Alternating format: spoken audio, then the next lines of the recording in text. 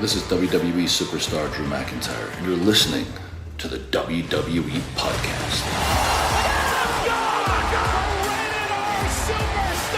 The champ is the one that everybody wants, me. Becky Lynch is going to WrestleMania. Claymore! Austin 316 says I just whipped your ass. This is my iron. You're going to acknowledge me. Well, here we are. It is Sunday once again for your weekend review. It's January 18th, 2026, and we are a week away from Saturday night's main event that's shaping up to be, okay. I don't think there's a need for Saturday night's main event. The Royal Rumble should have been the sole focus for the last 4 weeks, but we have somewhat of a card for Saturday night's main event lined up in Montreal next weekend. And we have a little bit of Royal Rumble news. Cody Rhodes has declared himself for the Royal Rumble. As you know, you just have to declare it. There's no other pre-qualification. You just do that and then you're in. Why everyone on earth doesn't just do it because that's all that's required makes no sense. There should be some kind of method to getting into the Rumble other than just declaring it, because it makes everyone else look foolish as hell. Because the grandest prize in the game is on the line. A title shot at WrestleMania. Doesn't mean you're in the main event, because Lord knows that if you're in a title match, it doesn't necessarily mean the main event of the show. That's happened before. And look at WrestleMania 40, for example, with the tag team match with The Rock, and then the following night with Cody and Roman Reigns. Obviously, that happened. But anyway, we've got some time here to go through the Rumble and all of its potentials, and that's going to be fun next week, but we do have a pit stop of Saturday night's main event, as I said, in Montreal, coming up in just under 1 week. So let's get into it. By the way, follow us on Patreon if you want to go ad-free. There's a lot of ads, I know. Head on over to Patreon and get that all removed. Patreon.com/WWE podcast. So let's do it. Let's go through SmackDown. And I would encourage you to not only check out Amanda's review of SmackDown, but check out our main event review. We do have a host that does cover the main event. He covers it every single week. I believe it'll drop tomorrow. So if you haven't already, Daniel from Australia covers it every single week. Alrighty, let's do it. Let's go to SmackDown and I'll give you my thoughts on it. And yes, we'll touch on Raw. We do that every week too, but not for very long because there's a whole show for that. So we have Joe Tessitore say the show is sold out. This is from the London, England arena, the OVO. Is it OVO? OVO? I don't know. Arena, Wembley. And it was, I think it was 2:00 Eastern time. So all of you in the UK who are being spoiled for the last couple weeks, enjoy it, because you're going to be back to regularly scheduled programming shortly. But now you guys get treated. You don't get a WrestleMania like you deserve, but you get your occasional shows every year that give you a reasonable time to watch them. But for us, it's 2 p.m. Eastern time, which is just bizarre because most of us are at work and kind of hard. But for you guys, I would imagine, this is just off the top of my head, for a normal Raw, is it like 5 or 6 in the morning that Raw would be on for you? I'd imagine that it's very, very early in the morning. All right, so let's get into it. We do have a sold out show according to Joe Tessitore. And Corey Graves checked in, and a video package recapped Drew McIntyre beating Cody Rhodes in the 3 stages of Hell match, where Jacob Fatu interfered. That's when we have the bagpipe players perform on stage, lined up in the entrance aisle. And we have the new WWE Undisputed Champion, Drew McIntyre, make his entrance. And the crowd was cheering for McIntyre, as expected in London. Really a fun entrance there for McIntyre. And McIntyre said, quote, "I prayed for this, and it happened." That's when a "You Deserve It" chant started. And Drew said he knew it had been a rough few years, but if anyone could bring everyone together, it was him. and the first British WWE champion, and the fans sang his name. And he said, I just want to say to each and every one of you, screw you. He said, this isn't me doing the bad guy wrestler bit. No, seriously, screw you. When I got fired, where were you? You want to jump on the bandwagon now? 99% of you weren't there for me.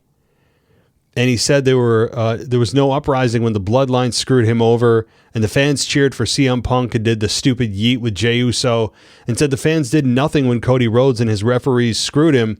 So McIntyre thanked himself, and he wanted to address the former champion. He said he knows it cuts like a knife every time he says former champion Cody Rhodes, and he said SmackDown GM Nick Aldis added a stipulation which he said he would explain since 90% of Americans can't read. And McIntyre said there would be no rematch. The vanilla QB1 era is over and the dangerous, unpredictable Drew McIntyre era begins tonight. So Randy Orton comes out. I'll get to that in a second. Strong promo here, trying to get the fans against him and doing it in, I don't want to say his home country, but closer to his home country. You knew Drew was going to be cheered here, even though, it wasn't Scotland, but it was still closer, certainly, than his typical tour of the United States. So I think, to be honest, though, I think even if he was just in the United States, he would have gotten cheered. But he made sure, to the best of his ability, that he was not going to be cheered. He did everything he could to play the role of a bad guy. And he said he's not doing the bad guy wrestler bit. I don't need to hear that from him. I get it. I love Drew. And he's trying to be more real by bringing to the forefront of what he's trying to do by saying he's not doing it, but he's really doing it. I get it. But overall, I think it was very strong, talking about how we abandoned him. We weren't there for him during his time of need. We're only jumping on when now he's champion. I think a lot of that comes from a real place. I really do. That's what makes a lot of these wrestlers who do as great of work as Drew's doing great. Comes from a real place. And Drew is continuing to do fabulous work. I am very hopeful that they don't cut this title reign short. They don't Jey Uso him. I don't think they will, because here's the difference between Jey Uso and Drew McIntyre. Drew feels like a champion. He's felt like a champion before he was crowned champion. And I think that's something that's overlooked a lot of times is, well, maybe when they get the belt, they'll feel like a champion. To me, you should feel like one before actually becoming one. So Drew, he's felt like it for years. I don't count his 5-minute reign as champion a few years ago at WrestleMania, and then CM Punk screwed him, and we know the story. That doesn't count to me. I know in the record books, fine, but in reality, it doesn't count. This is his first true start as champion. Long overdue. But it's here. And I don't think they'll Jey Uso him because of the fact that not only does he look the part, he can play the part. He's been the part. He's carried the company before on his back. He's been champion before. Not his first rodeo here. He's even more seasoned and more polished. And I think even in a better role than he was as babyface during his long first tenure as champion in 2020.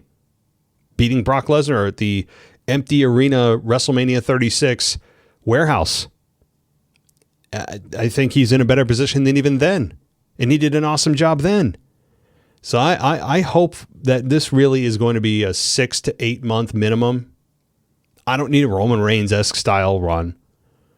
But if we can get to June, right? I know that seems like a long way off, but get past WrestleMania, have Drew retain at WrestleMania, and get through another PLE and get to June, I would call that a win. In today's world of no attention span and no patience, I would look at that as a win. If he goes to WrestleMania and loses, it depends on the situation, who he loses to, what the potential plans are, how he loses, a lot of factors. So it's hard for me to judge there because WrestleMania is looked at as the place that the babyface goes to overcome the dastardly heel. Typically. Doesn't always happen. We understand that. But more often than not, it is the place that the baby faces go to overcome the heel that's been champion for a while. And by the time we get to April, which is 3 months from now, just about 3 months' time, we're looking at WrestleMania 42.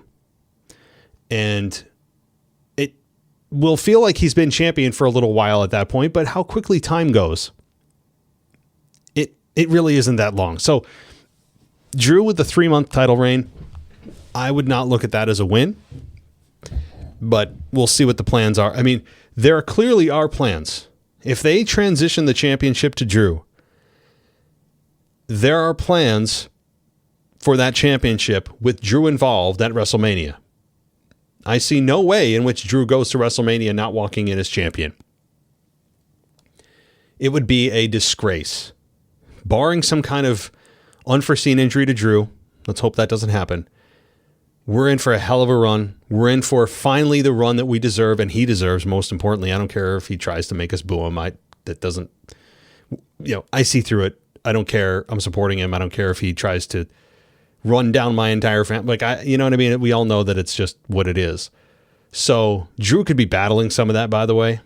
No matter what he does in every city, he could be getting, a pretty positive reaction. He's going to have to work pretty hard to get the people to hate him, because the fans are really along with him, even if he's trying to be the bad guy. So we'll see how that struggle works itself out over the coming months. But anything short of walking in at WrestleMania as champion is a failure. There really would be no reason to have their golden boy drop the belt to Drew 3 months before WrestleMania if they didn't have plans for him to walk in as champion. That also means on the flip side, with Cody Rhodes, now he's going to be facing Jacob Fatu. LOL. We all know Cody's probably going to come out on top. You would think, I shouldn't LOL that, because they're trying to build Jacob, and I get it. And now that no championship is on the line, Jacob Fatu could beat Cody. I shouldn't really LOL that and steamroll it. But there seems to be bigger plans for Cody at the Rumble. He declared himself as the first entrant. I don't know if he said that he's going to be number one or he's the first one to declare himself for the Rumble. That could be what he meant, and not really that he's the first entrant. But Cody's in the Rumble. I would not want him number one. And that means that something in the Rumble is going to happen to where you're going to have Cody find his opponent for WrestleMania, I would think. That's probably where I'm going, or they're going with that. So a lot of moving parts here. And that's just the Drew and Cody dynamic. I know Jacob Fatu's here for a quick minute facing Cody Rhodes, and that's fine. But let's get back to SmackDown. So Randy Orton comes out, and he came in the ring and told McIntyre he wasn't there to congratulate him. And he recalled McIntyre had a chance to kick his head through the table, but he declined.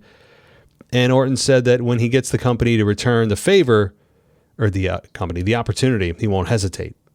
He said he's beaten McIntyre for the title before, and he'll do it again with an RKO.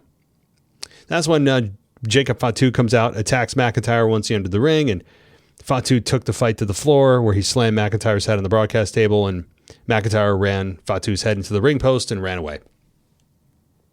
The Miz shows up and puts Orton down with a skull-crushing finale, and we get Miz versus Orton in a qualifying match for a 4-way to earn a title shot, to earn a shot at the WWE Championship. So the Miz gets a rare one-up on Orton, although that didn't last long, as we'll see. But Jacob Fatu gets a little bit of prime time here, trying to build a new star. For those that are not interested in Jacob Fatu, this is the star building process, guys. You know, if you only want to see Orton and McIntyre and Cody and just the big names, and you're just like, what's Jacob Fatu doing here? And I've heard some people saying that. How do you expect everyone to be a big star all the time? Do you think big stars are just created in a lab and pushed out to the consumer? There's a process. There's a molding process, a constant molding process. And a lot of the fans don't want to deal with that. Only want the big stars, the biggest names all the time. And this is the part they don't want to deal with. That's why a lot of fans don't watch NXT. They don't watch TNA. Look, I'm one of them, not because I don't respect or appreciate the star building process. I just simply don't have the time. And other people are in that boat too. But I've heard people seeing conversations online that are just saying, oh, snooze fest. I don't, boring, yawn. Stars take a while to build. All right. And not everything can just be instantly big star. And you'll see these people, by the way, come along at WrestleMania. We're just about in that season now, just about in that time frame, really close. They'll come around, even though the Rumble, right? Because Rumble's a real fun event. I mean, even if you're not a big wrestling fan, it's fun to watch. But you'll see those people come around and go, oh, wow, wrestling, huh? Wrestling's, WrestleMania, what do we got? Is The Rock coming back? Is Austin coming back? I heard the Rumble's around the corners. I heard rumor that Brock Lesnar, is he, you hear about these people that only know the household names, that only want to see the biggest of the big. Oh, did Austin come out and give a stunner? All those people are about to come back into your life. If you have those fringe fans that only are fans when it's quote unquote okay or acceptable to be a fan, they're about to revisit your life. You're about to see them post stuff online or maybe even contact you if they know you're the wrestling fan in the friend group. So here we go. So maybe it's just this experiences I've only had in my life, but I'm guessing being a wrestling fan for the last almost 30 years that I'm probably not alone in this. So we get The Miz and Orton in a qualifying match, as I said. The match went 4.5 minutes, pretty quick, with Orton beating The Miz in, you guessed it, an RKO. Fine. There's just no chance that Miz comes out on top here. The Miz, isn't there a stat going around that the last time, well, what's the streak? I don't know the date, but The Miz has lost the last 33 televised events or televised matches. Something insane. So forgive me if The Miz bores me. If The Miz is a character it's impossible to get behind. I mean, there is a little, method to my madness as far as why I am just so down on The Miz. And not that I don't respect him. It's just there's just nothing there. You've seen it all. You know what he's about. He's rinse and repeat. He's a guy you're never going to look to, and the company's clearly never going to look to be the guy. The legends can talk about how he's underrated and he's one of the unsung heroes of being a heel. And I can understand him. He fits a role. He certainly fits a role. He can cut a good promo at any time. He's good in the ring, but he's never going to be a top guy ever. He's never been a top guy. Even if he was champion going into WrestleMania 27, it wasn't about him. It was all about The Rock and John Cena. And The Rock giving a rock bottom to John Cena. That's all it was about. They didn't give a damn about The Miz. And so the Miz to this day has just, outside of maybe a little Daniel Bryan fun that they had on Talking Smack, and that was a fun moment. Miz had a good Intercontinental title run a couple of times, some great matches with Dolph Ziggler. I mean, he's done some decent stuff, but he's never the guy. And you know that the company's never going to get behind him because they don't even have him win a match on television. In the last 33 attempts, a televised match that he's had, he has not won. It's a heel that you just don't take serious. So I don't take the character seriously. So, yeah. All right. Well, moving on. We've got, let's see here, an Uncle Howdy video air. I'm starting to become a little disenfranchised and disinterested, I got to say. Not trying to be a Debbie Downer again, but the Wyatt 6, it's nice to get airtime. So there is that, and I'm happy about that. But it seems like they're not doing much with them. Yeah, as far as progressing them forward to something. Beyond being a tributary group to Bray Wyatt, what are you? What are you beyond a Bray tribute group? They're essentially, they're a touring cover band. That's what they are. They're playing the greatest hits of a few bands, but they can't come up with their own original music.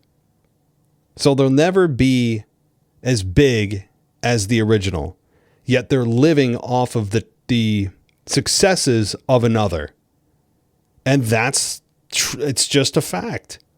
And I'm not advocating for any of these men or women to lose their jobs, like Dexter Lumis, Joe Gacy, Nikki Cross. I don't want them to, but the fact of the matter is they need to do something more with them other than be a cover band. So, all right, but anyway, we had Uncle Howdy say that Solo Sikoa stole their light, and he said the lantern doesn't belong in the hands of someone who believes it is more powerful than its true purpose. And he said the lantern will come back to them and they won't rest until it's home. So they're going after a lantern. All right. So Alexa Bliss standing outside the venue by production trucks when Charlotte showed up, and Bliss questioned just how sick Flair was last week, and she said she was truly sick and spoke about the singles opportunity she'd put off for the benefit of the team, and she apologized. Okay. I hope this isn't the start of something that's going to rift Alexa and Charlotte apart. There's no need for it. I don't think it is, but Nia Jax and Lash Legend showed up after Bliss left, and Jax told Flair that it was classic Bliss in that she makes people feel guilty and walks away. All right, so Women's U.S. Champion Julia and Kiana James take on Charlotte and Alexa Bliss, and Charlotte and Alexa Bliss beat Julia and Kiana James in 8.5 minutes after Bliss makes a blind tag, and James ran toward Flair, but Bliss cut her off and hit Sister Abigail for the victory. And after the match, Nia Jax and Lash Legend went through the heels to get to Flair and Bliss, and Julia returned to the ring after Jax and Lash Legend roughed up Flair and Bliss, and James pulled Julia back to stop her from going after Jax and Legend. So I think this was good. Predictable? Yes. Is Kiana James there to take the fall all the time? Yes.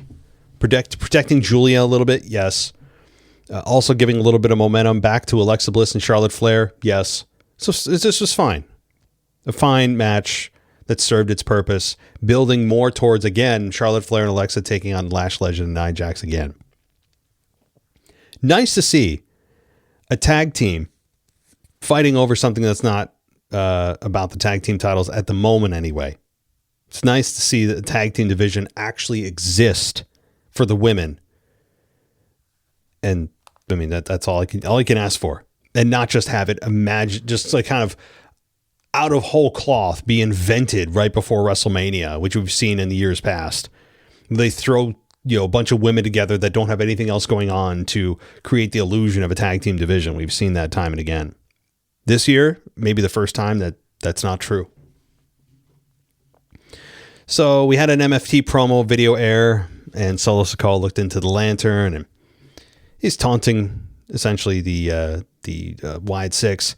Cody Rhodes come out, and he sang, some fans, I should say, sang his name once he was inside the ring, while others booed. So Cody did not get a fully positive response here. Things could be a changing. But as the Kings would always say, anytime you go to Canada or the UK, it's bizarro world, meaning they don't follow the typical narrative of who they should, quote unquote, cheer or boo, which always, of course, makes the executives' tummies hurt in WWE, now TKO. So Cody declared himself the first entrant at the Men's Royal Rumble match, and he asked fans what they want to talk about. But he did say, or he asked what he had in common with Shawn Michaels, Hulk Hogan, and Steve Austin. And he said they are the only ones who ever won back-to-back Royal Rumbles. He said the only one of them won it 3 times in a row. And Cody said he loves a gamble. He put over some of his history in London while adding that the city deserves a WrestleMania. Well, yes. So really trying to endear himself back to the crowd there, which is certainly deserving of a WrestleMania. Look, just because I'm in the U.S. doesn't mean that I can't objectively look at the scope of who deserves WrestleMania and who doesn't. Unfortunately, it doesn't go to the group that deserves it. It goes to the highest bidder. Those are not the same. They are not the same. Should they be? I mean, in a utopia, yeah, because then those that deserve it always get it, and WWE gets the most money from the fans, so everyone's happy. But not this year, not next year. While we all have been waiting for a UK O2 Arena or Wembley Stadium WrestleMania. It's not WrestleMania 42. We know it's in Vegas. WrestleMania 43 is in Saudi. So now you guys are looking at 2028 for a potential WrestleMania in the UK. But you know what? Even then, not to pour some cold water on you, WWE has to make good with New Orleans. Because remember, this year's WrestleMania was supposed to be in New Orleans. Or New Orleans, however you want to put it. And it's not, because they went to Vegas because that would make them way more money, because TKO is money obsessed at all costs, no matter the side effect, who's hurt by it, what it means to the production, what it means to kayfabe, doesn't matter. They want to squeeze every dollar out of you and me and the sponsors that they possibly can at all costs. So that means New Orleans got shafted. The UK got shafted. What does it mean for WrestleMania 44? They might go back to New Orleans because they're owed one, which means you're looking at WrestleMania 45 at maybe in London, maybe. I feel so bad for you guys, and not that, it's going to depend whether or not you're a wrestling fan if you go to WrestleMania or if they have a WrestleMania there, because many of you who like WrestleMania go to it every year, or maybe you just only want to go once, will travel. I mean, a lot of the fans that come to WrestleMania are international fans. So you guys make the trip anyway, but you really do deserve a WrestleMania in your home country. And of course, that goes, you can make the case for France and Spain. I mean, you could go around go around Europe and make the case. But I would say London is more deserving than any other city right now in Europe. So, guys, I hate to say it, maybe WrestleMania 45. And even then, Vegas is always going to be a threat. And now forever and ever, Saudi Arabia is always going to be a threat to our Royal Rumbles and WrestleManias, because they give WWE the most money out of anyone. And if they are primarily focused on only making the most money, the UK is going to have a problem. New Orleans is going to have a problem. Vegas and Saudi are the money capitals of the world. Okay, maybe New York, Chicago's a close second. The big cities in the North America, right, in the U.S., we know them. So I mean, they might as well just at this point. I mean, I could see WWE just bouncing back and forth between Saudi and Vegas every year, and if they had their way, they would. Now they can't actually do that as much as they want to, because there would be backlash, not just from the fans who complain about it, rightfully so, but also the sponsors. Or I really think they would get backlash and bad PR for it. It'd probably make news. There'd be a story written and it would just look bad. So they can't do it. But they're always going to be that looming threat. Even when they announce it, we've now learned for the first time, I've never seen them announce it in all the years of WrestleManias that I've watched it anyway. They've never announced it and had to pull it, or decided to pull it at their own discretion. Not because they had to, but because Vegas made them more money by a lot. And they said, screw this. New Orleans, you guys aren't going to make us nearly as much. We're going to Vegas. I've never seen them do that. So even if they announce it somewhere, they've now shown us that they can change and will change the location. So it's a very strange time. But okay, sorry guys. Back on track. So Cody tries to equate himself with Shawn and Hulk and Steve Austin, which is, of course, to me, ridiculous. Those three men are pillars of the pro wrestling world. But not going to go on a Cody rant. Let's move. So Cody is again declaring himself in the Rumble. Cody said that he wants to talk about Jacob Fatu, and he said that Jacob is a young veteran. That's kind of a oxymoron in a way. He said he knows what the word receipt means, and he said Fatu has the biggest receipt he's ever given coming. and he told Fatu he could come to the ring or he could find him and beat his ass. And Cody ends up brawling. But here's some analysis according to Pro Wrestling Net. Always credit to them. Good guys over there. It says, quote, "Finally, someone talks about the Royal Rumble. The show's only 15 days away, yet Cody's the first person to declare himself for either of the Royal Rumble matches. I can't say that Cody winning a third Rumble does anything for me, but it's definitely interesting to hook for the men's match." I'd agree with that, but I don't want to see it. I don't believe records are made to be broken.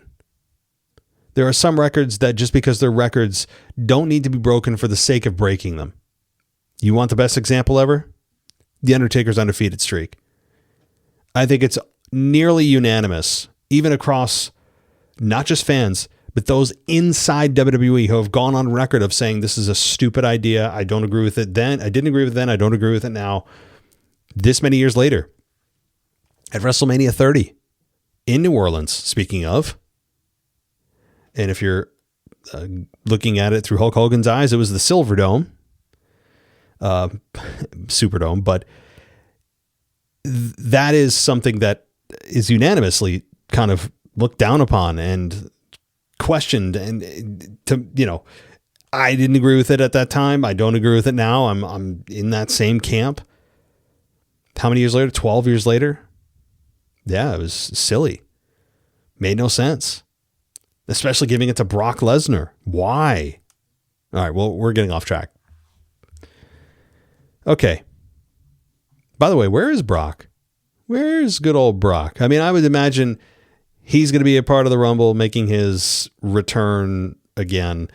We have LA Knight, who's going to make a big splash. Cody's hook for winning the third Rumble. I don't think it'll happen, but okay. Trick Williams comes out. He faces Matt Cardona in a qualifying match for the 4-way to earn a shot at the championship. And the match goes 8 minutes and 50 seconds with Trick Williams beating Matt Cardona. After the match, Kit Wilson comes out and cross paths with Trick in the aisle, and Trick looked him up and down. Nothing happened. And then he, meaning Trick Williams, or I'm sorry, we have Trick Williams walk away. And then we have Wilson attack Cardona, which was kind of funny because he threw him into the stairs. And then he said he's toxic and going on this whole toxic masculinity thing. But then the entrance continued, which was really funny. Very well done there. I enjoyed that kind of, I'm going to beat your ass for 5 seconds, 10 seconds. And then the music continued on, which was funny. So Trick Williams does beat Matt Cardona. So Trick Williams advances. Matt Cardona is, we'll see where he lands in WWE. I didn't expect him to go right to the top, but hey, he got a 9-minute match here in a competitive match with one of WWE's up-and-coming blue chippers here in Trick Williams, and he loses, but too early to make any definitive statements about where they see Matt Cardona in the next 6 to 12 months. All right, we have then, let's see here. Jacob Fatu come in the ring and behind Wilson, waited for him to turn around before super kicking him. And we have the fans boo, and Fatu performed a running senton and then performed the moonsault. He took the mic and told Cody Rhodes that if he had anything to say about him or to him, he should bring your punk ass out here right now. Cody comes out. They traded punches and security runs out to pull them apart. Okay. Yeah, well. Fine. I have no problem with these two fighting. It's interesting, though. I thought they were turning Jacob Fatu babyface, and they're not. So, at least for the time being. All right, Damian Priest versus Solo Sikoa in a qualifying match here again for the championship to earn a shot at the championship. The match went 10 minutes and 10 seconds with Damian Priest beating Solo Sikoa. The finish was the Wyatt Six being a part of this and getting the better of the MFTs. Howdy runs Mateo into the ring post and then tossed him into the timekeeper's area. Howdy approached the lantern that was on the floor, but Solo ran him into the broadcast table. Solo then grabbed the lantern and returned to the ring. placed the lantern on the mat, and turned around, and that's when Priest hit him with a South of Heaven and got the victory. After the match, Howdy picked up the lantern and laughed, and then Tala Tonga returned and stood behind Howdy. And when Howdy turned around, Tala Tonga dropped him with a big boot, picked up the lantern, and handed it to Solo at ringside. So he doesn't quite get the lantern back. Obviously, it's just a memoriam to Bray. That's all it really is. So that's the hook right now. The Wyatt Six, not chasing championships. They're chasing lanterns. So there's that. So we have Sami Zayn walking backstage, and when Drew McIntyre approaches him, McIntyre recalled Zayn saying that he wanted him to beat Cody, yet predicted Cody would beat him. Zayn said a part of him did want McIntyre to win. He said he would win his qualifying match and then challenge McIntyre at the Rumble. McIntyre said his record is 11-0 in their past matches. He said nothing would change if they meet, and Zayn said we'll see. That's a cool stat. It's very rare WWE brings up match stats. Anytime there's a win-loss record, it's very rare they bring it up.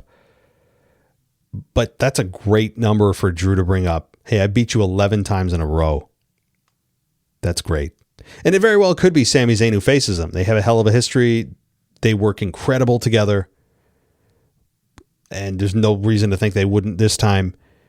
But again, as I said, you can't have Drew drop the belt under any pretense, any scenario, really. Otherwise, the Cody loss was for nothing. Their golden boy can't drop the belt to have the guy who won it then drop it. Why would you do that? I can be proven wrong. I just hope I'm not. Okay, Carmelo Hayes versus a TNA X Division champion Leon Slater for the U.S. Championship. The match went 11 minutes. This is longer than I thought, actually. And Carmelo Hayes ends up beating Leon Slater to retain. The finish was Slater shot up and grabbed Hayes' foot before joining him on the ropes. Both jumped from the top rope, and Hayes hit him with a cutter on the way down, and that was the 3 count. So the match was longer than I thought, but that's not a bad thing. I should have prefaced that by saying, this is not a complaint. The match was really good. It's a nice also a crossover mention for TNA, because TNA obviously is not and will never be a real threat to WWE, which is why they're partnering with them and why they're on air talking about them by name. So it's nice to see them doing that and giving a little bit of shine to TNA and hopefully getting some viewers from WWE to watch TNA. And Leon Slater did an excellent job. Carmelo Hayes did an excellent job. It's great to see that nice little crossover of a little TNA influence here.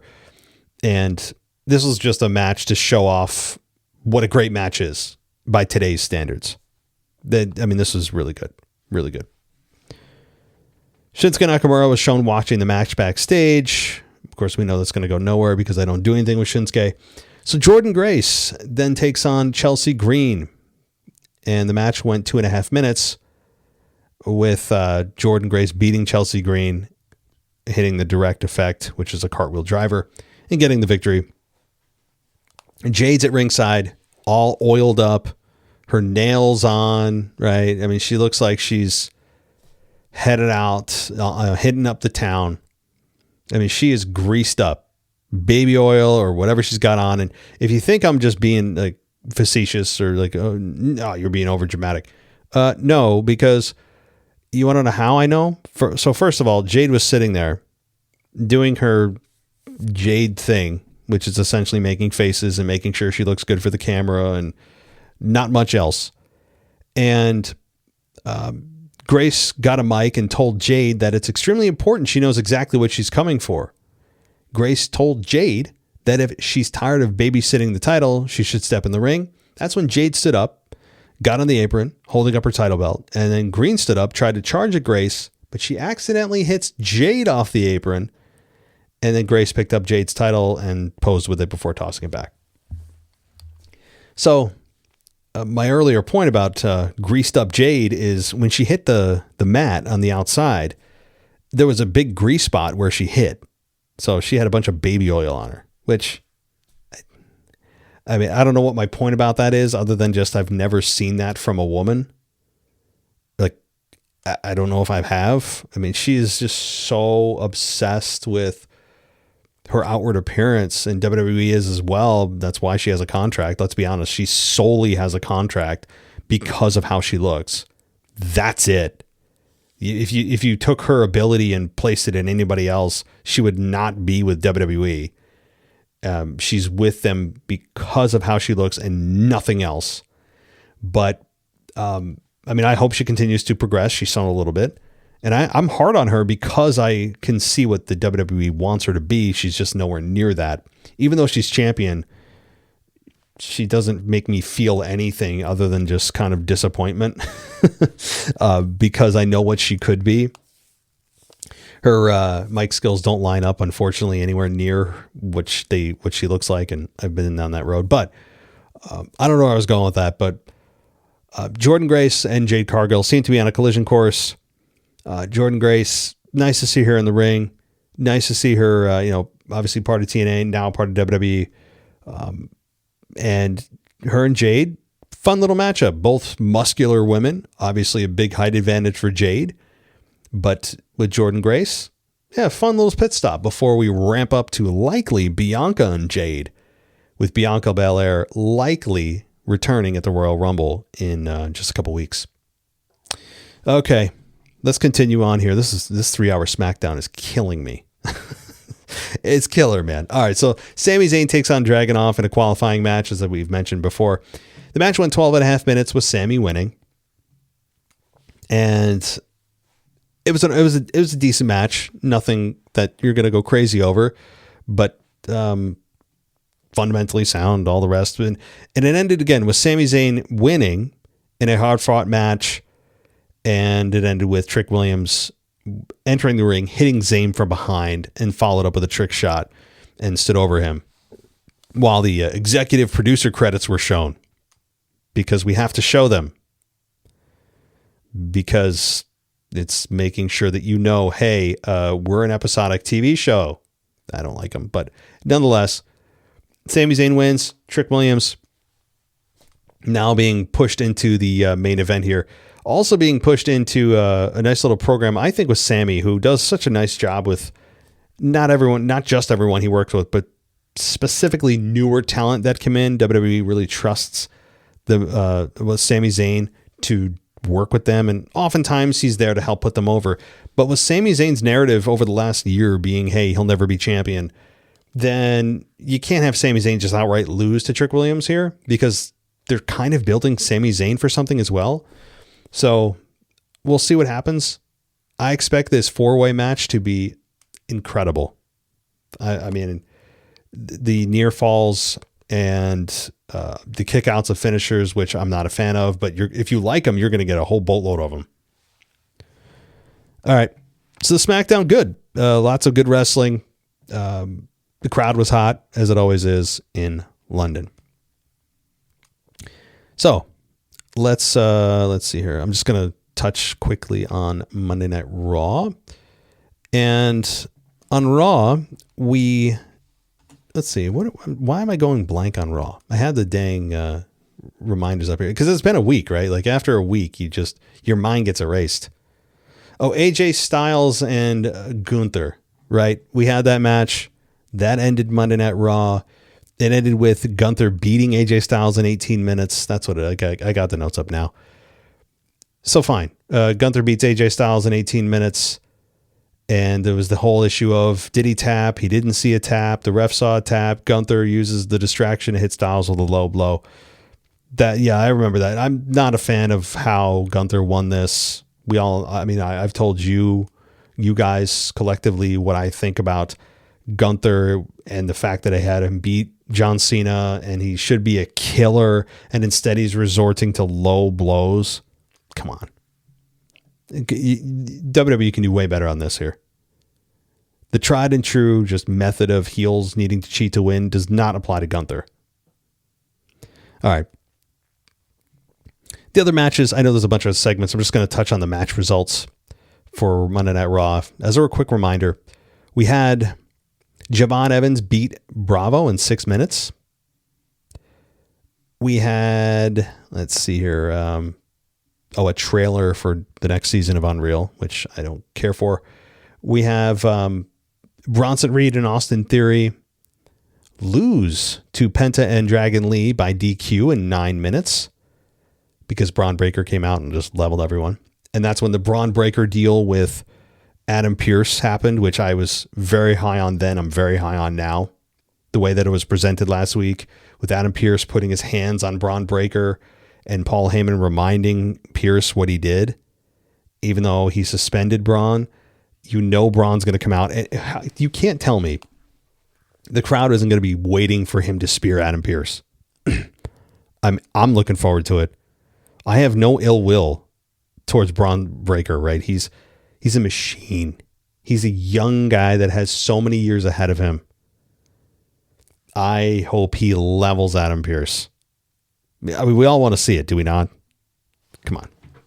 So that'll be fun because you know you're going to see Braun Breaker tomorrow night. As I said, Gunther took on AJ Styles. I feel like I'm missing a match as well. Only 4 matches? 4 matches. What is it? Oh, Liv Morgan and Roxanne Perez beat the Kabuki Warriors and Bayley and Lyra in a 3-way to earn a title shot, for the women's tag team titles at Saturday night's main event. So Liv and Roxanne are the number 1 contenders. All right. Well, that's kind of the recap here. Not the recap, but the recap of the week in WWE. And we have Saturday night's main event in 6 days. The Royal Rumble the week after. Things are ramping up now because after the Rumble, we've got the Elimination Chamber, right? Probably another Saturday night main event thrown in for no reason. And then we're off to the races, full steam ahead towards WrestleMania in mid-April. But I mean, we've got 3 months now.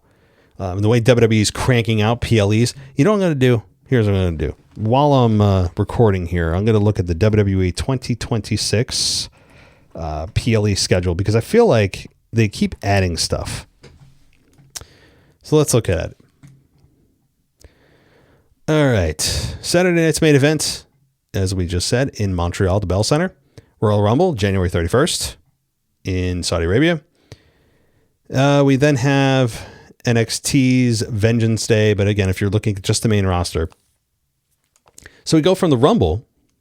Doesn't seem like there's anything in between the Rumble and Elimination Chamber, which is kind of incredible.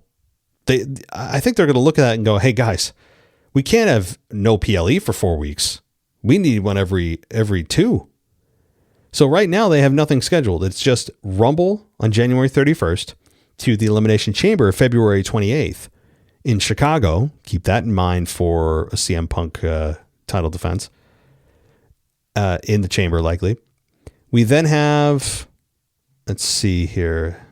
I don't think anything. Oh my God. I mean, there's some NXT stuff, Stand and Deliver.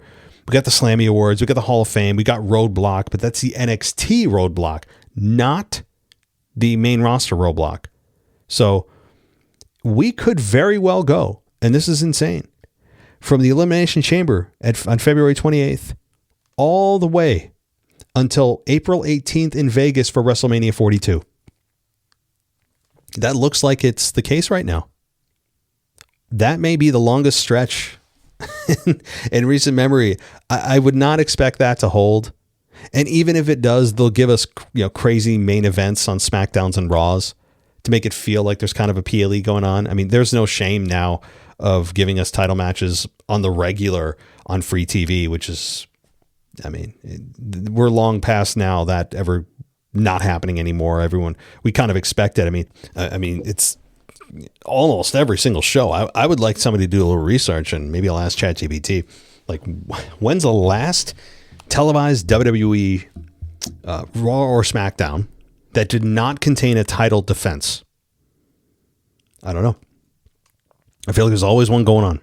They even changed the top titles on SmackDown. They just did it last week. So I don't mind every once in a while that happening, but we've been so accustomed and expecting title matches to be on free TV. There used to be a time when title matches happening on a Raw or SmackDown was shocking, especially the top belts was shocking. It was must-see TV. It was, oh my God, call your friends. That happened many times during the Attitude Era. And here I go. I know I'm the Attitude Era, guru. I understand, or that's all I do. I'm the old guy that talks about the Attitude Era. But that formula worked very well. It was a different time, different world back then for sure. But I remember like when Triple H was forced to defend his championship against Chris Jericho. Was that like 1999, 2000, somewhere around 2000, give or take a year? I can't think of the exact date. But Earl Hebner and Triple H, the referee Earl Hebner and Triple H were in a kind of a battle. Not actually, but like Earl Hebner did not like Triple H. Triple H did not like Earl Hebner. Earl Hebner was one of the most beloved referees, if not the most single beloved referee of all time. And Chris Jericho was able to force Triple H to put his belt on the line, and Earl Hebner ended up fast counting Triple H, screwing him, but the crowd loved it. And Jericho became champion for a quick moment. The decision was eventually reversed. Hell of a moment. Same with Austin taking on Kane in 1998 after he lost the King of the Ring, or lost the title at King of the Ring Bad Blood in a Bad Blood match. Austin lost the belt to Kane because of The Undertaker. He challenges Kane the next night on Raw. So Kane was only champion for a day during the hottest era in professional wrestling. Kane was champion for a day. He agreed to a championship match with Austin. People went insane for that. Insane. It felt like such a crazy moment. People lost their minds that Kane agreed to a title match on Raw. And Austin ended up winning it back that night in a very rare top title belt change. And now you get these championship matches, like three titles on the line every night. Yeah. It's championship change here and there. I mean, it's a different world now. Things don't always have to stay the same just to stay the same, but man, it just felt, I remember when it felt special to have a championship match. When you couldn't believe you were getting one instead of having to buy a pay-per-view and watch the championship match at that point, like, and wait and wonder. And like, it was a different time. Was it better? I think because of my own perspective, I think it was. That's up to you to decide. Many of you weren't even alive when a lot of this happened in the late 90s, early 2000s. But anyway, I don't want to go with my old man bedtime stories here. I'll leave it there. Thank you, everybody, for listening. If you want to go ad-free, Patreon is, of course, the place to go. Patreon.com/WWE podcast, or click on that subscribe button on Apple. Apple does offer an ad-free subscription. Most of you do go through Apple. I see the stats. I think like 60% of you go through Apple Podcasts. And if you want an ad-free subscription there, you just click the button. You don't have to download anything additional. So there's a 1-week free trial too. So you can give it a go if you want to try it before you commit. That'll do it, everybody. Thanks so much, as always, for joining us. We'll be back on Tuesday for what is likely going to be a very interesting Monday Night Raw review. All right, everybody. Take care. Thanks for listening to the WWE Podcast. Don't forget to subscribe on your favorite podcast app so you don't miss a show, or head to WWEpodcast.com. And for all of these shows ad-free, head over to patreon.com/WWE Podcast. Until then, we'll see you next time.